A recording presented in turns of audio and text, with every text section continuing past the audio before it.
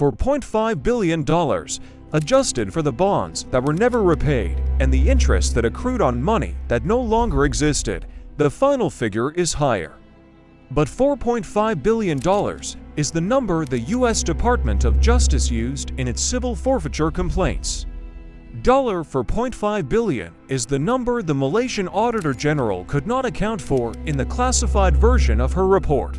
$4.5 billion is the number that appears across 17 separate jurisdictions, 227 bank accounts, and 43 shell companies spanning from the British Virgin Islands to the Seychelles. This is not a story about Joe Lo's parties. Every profile ever written about 1MDB leads with the parties, the models, the yacht. The $2.7 million champagne tab at El Las Vegas nightclub. The Wall Street Journal called him the Gatsby of Southeast Asia. The Netflix documentary opens on the yacht, the equanimity, and the helicopter that landed on it. The parties are the story the media sold because the parties are easy to understand. This is a story about every institution that made those parties possible. Because Joe Lo did not steal for $0.5 billion. To steal is to take without permission. Everyone gave permission.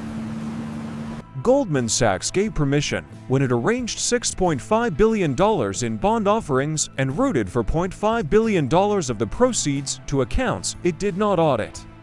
The Malaysian government gave permission when the Prime Minister signed the 1MDB incorporation documents and appointed himself chairman of the Board of Advisors.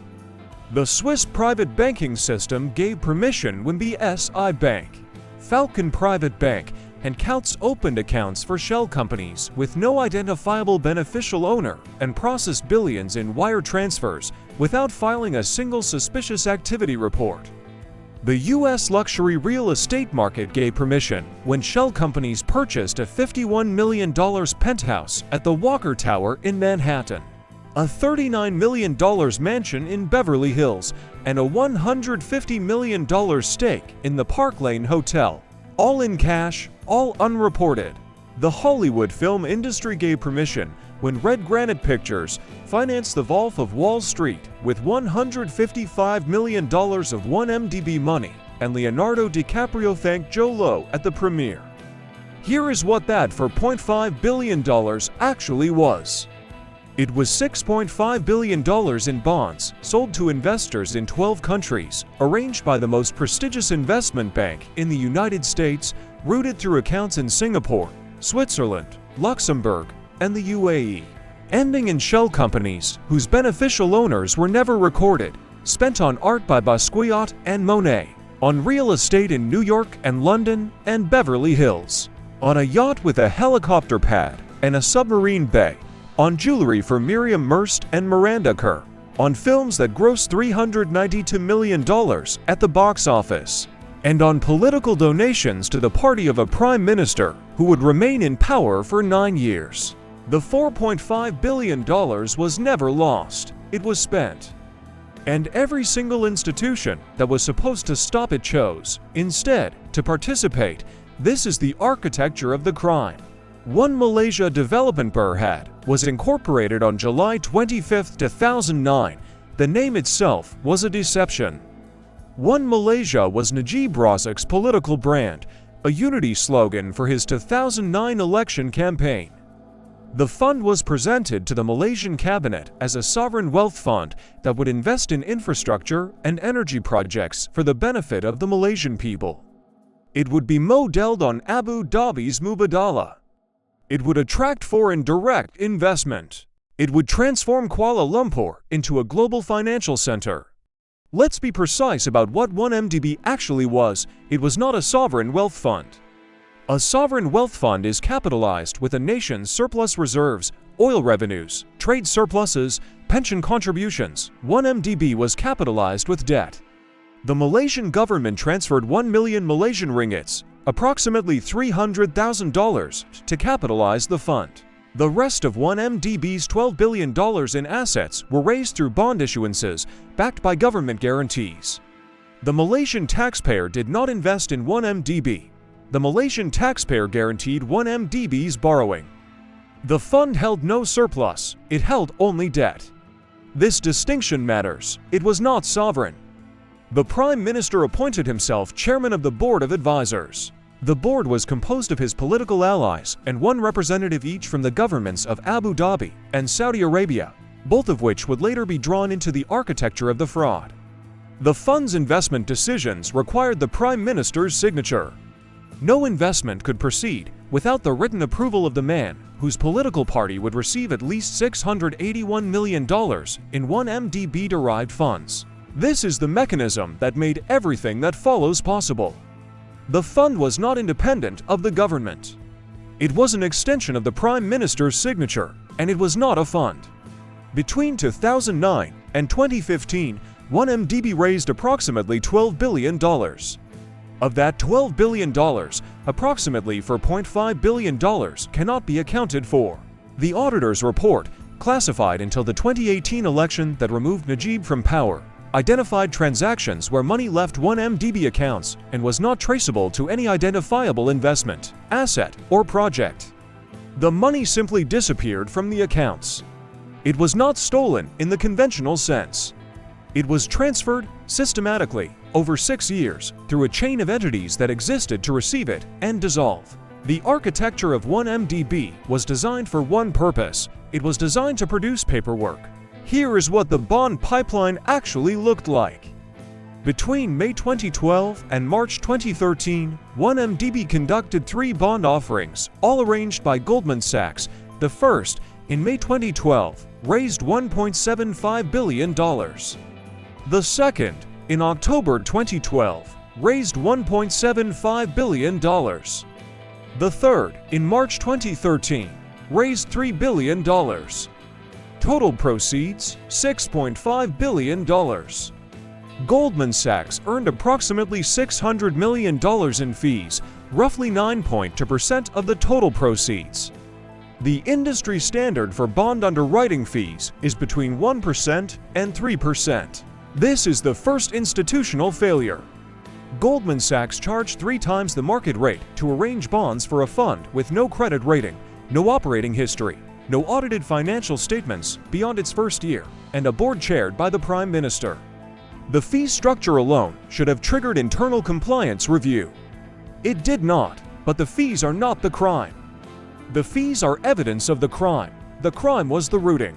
Of the $6.5 billion raised, approximately $4.5 billion was transferred out of 1MDB's accounts within weeks of each bond issuance. The transfers went not to infrastructure projects, not to energy investments, not to the Malaysian Treasury. They went to shell companies in the British Virgin Islands, the Seychelles, and Singapore, entities with names like Auber Investments PJS Limited, Good Star Limited, and Tanori Finance Corporation. Here is the critical detail. Auber Investments PJS Limited was not Auber Investments PJS, the legitimate Abu Dhabi sovereign wealth fund subsidiary. The name differed by one word. The legitimate entity was Auber Investments PJS. The shell company was Auber Investments PJS Limited. The addition of limited, a word that, in corporate registration, constitutes a separate legal entity, was sufficient to route $1.367 billion from 1MDB bond proceeds into an account at BSI Bank in Lugano, Switzerland. The account was controlled by Joe Low. No one at Goldman Sachs verified the counterparty. No one at BSI Bank questioned the origin of the funds. No one at the Malaysian Central Bank halted the foreign exchange transaction. The money moved from Kuala Lumpur to Singapore to Switzerland in hours. Let that sit for a moment. $1.367 billion, more than the annual GDP of 28 sovereign nations, moved from a Malaysian government fund to a Swiss bank account controlled by a 29-year-old with no formal position in the fund, no government authority, and no identifiable source of personal wealth.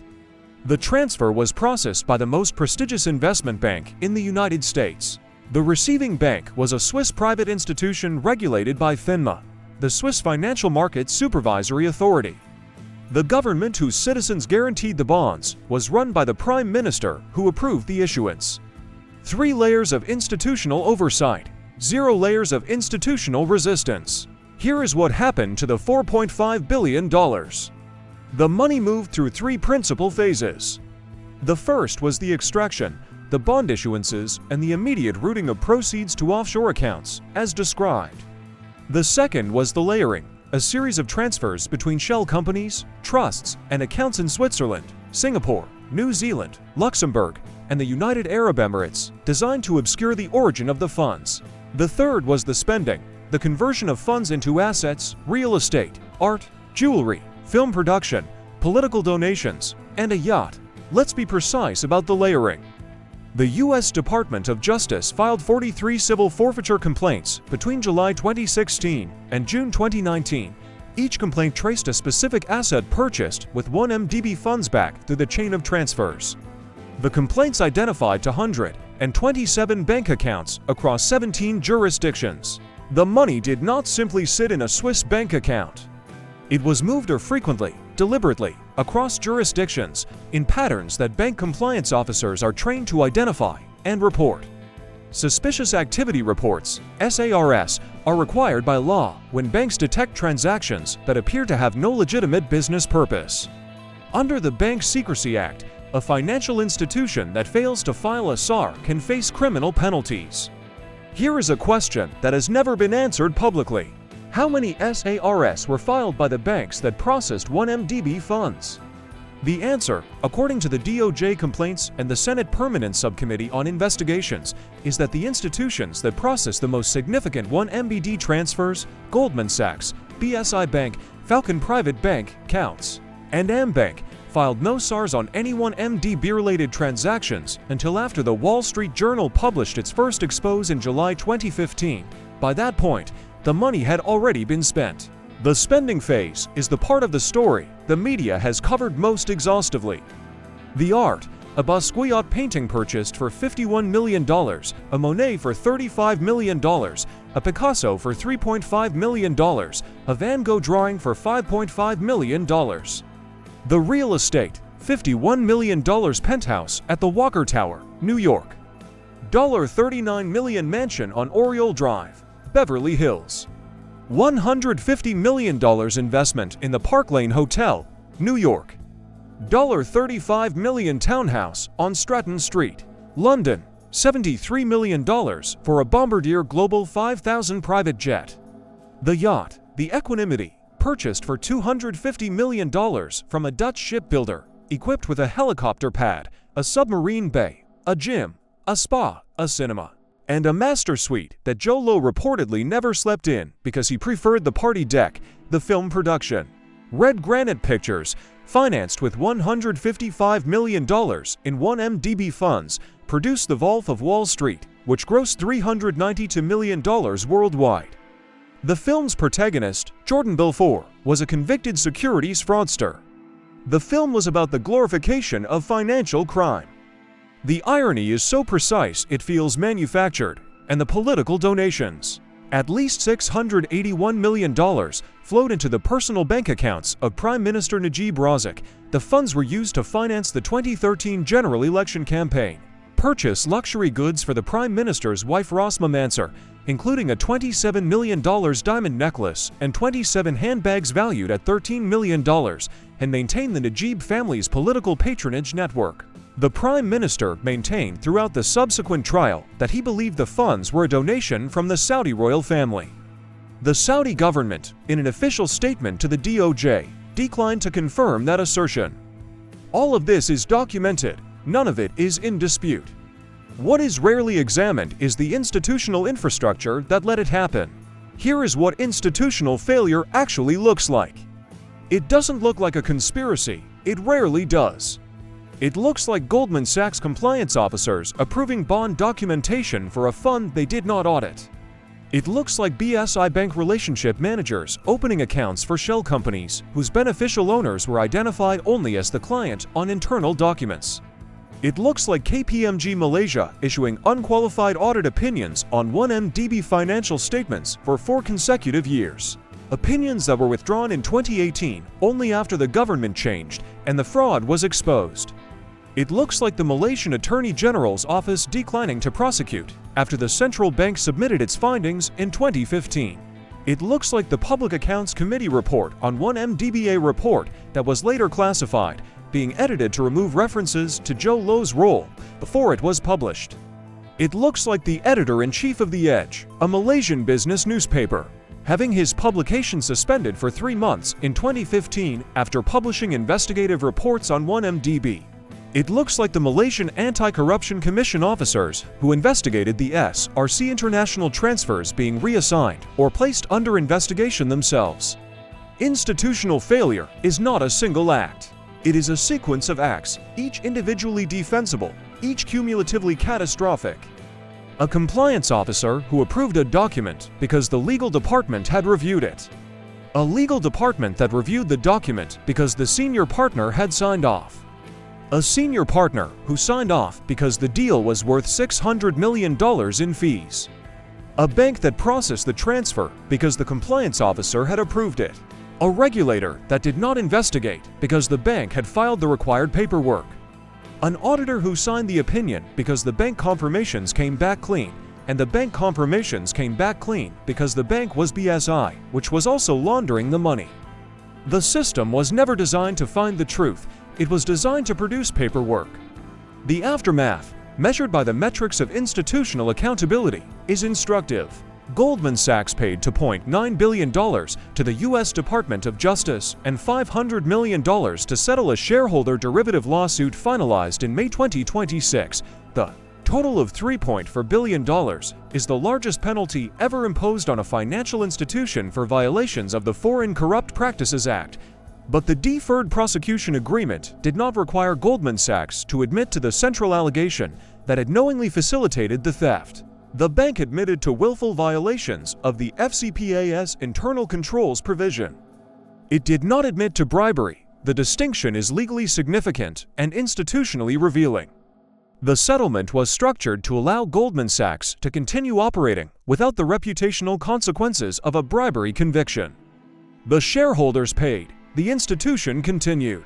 The bankers responsible, Tim Leissner, the former Goldman Sachs Southeast Asia chairman, pleaded guilty to conspiracy to launder money and violate the FCPA. He was ordered to forfeit $43.7 million and cooperate with the DOJ. Roger Ng, the former Goldman Sachs managing director, was convicted after trial and sentenced to 10 years in prison in March 2023. The judgment was vacated on appeal in February 2024 and a retrial ordered. The retrial is pending. Zhou Luo remains at large. The U.S. Department of Justice issued a warrant for his arrest in 2018. Interpol issued a red notice the same year. The Malaysian government has repeatedly stated publicly that Luo is believed to be in China, a country with which Malaysia has an extradition treaty, but with which no extradition appears to be in progress. In June 2024, the DOJ announced a new indictment of Luo for conspiracy to violate the Foreign Agents Registration Act, alleging that Luo conspired to lobby the Trump administration on behalf of Chinese interests while secretly operating at the direction of the Chinese government. The indictment added a geopolitical dimension to what had been primarily a financial crime case. Najib Razak was convicted on 7 charges of abuse of power, criminal breach of trust, and money laundering in the SRC international trial and sentenced to 12 years in prison.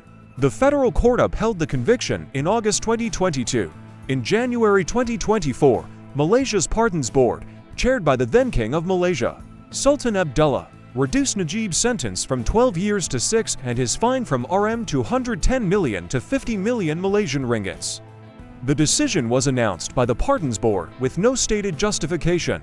The Prime Minister, who was convicted of stealing from the fund he created to finance his political party, is scheduled for release in 2028. Here is what the institutional response to the world's largest kleptocracy case looks like. Goldman Sachs paid a fine and continued operating. The lead banker cooperated and walked free. The intermediary remains in a country that will not extradite him. The Prime Minister's sentence was halved by the institution he once controlled. The bonds are still outstanding. The Malaysian people are still paying the interest. For $1.5 billion, the number never really changed. It moved out from Malaysian government accounts to Swiss private bank accounts to shell company accounts to art auction houses to real estate escrows to film production accounts, but it never disappeared. Every dollar was tracked, every transfer was documented. Every asset was identified. the DOJ filed 43 complaints naming each painting, each property, each piece of jewelry. The Auditor General's report identified the transactions.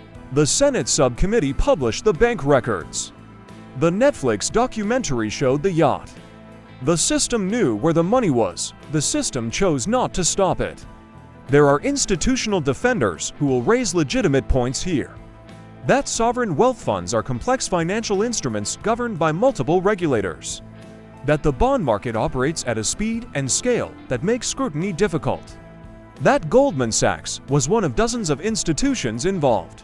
That the Malaysian government elected in 2018 did pursue prosecutions and secured convictions. All of that is true. And none of it fully explains why $4.5 billion moved through 17 jurisdictions for 127 accounts and 43 shell companies, while every institution that existed to prevent exactly this type of crime processed the transactions, filed the paperwork, and asked no questions. The system was never designed to catch the money. The system was designed to document its movement. One operation, one fund, 10 years, the money is gone, the bonds remain. The Prime Minister's sentence has been reduced. The banker is free, the intermediary is unreachable. Goldman Sachs issued a press release about the shareholder settlement. Life continues.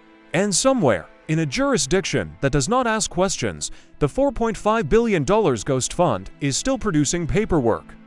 Some cases are closed. The truth isn't. If you found this investigation useful, subscribe. Every week, Cryptic goes beyond the headlines on cases where the official story doesn't hold up. The next investigation is already in progress.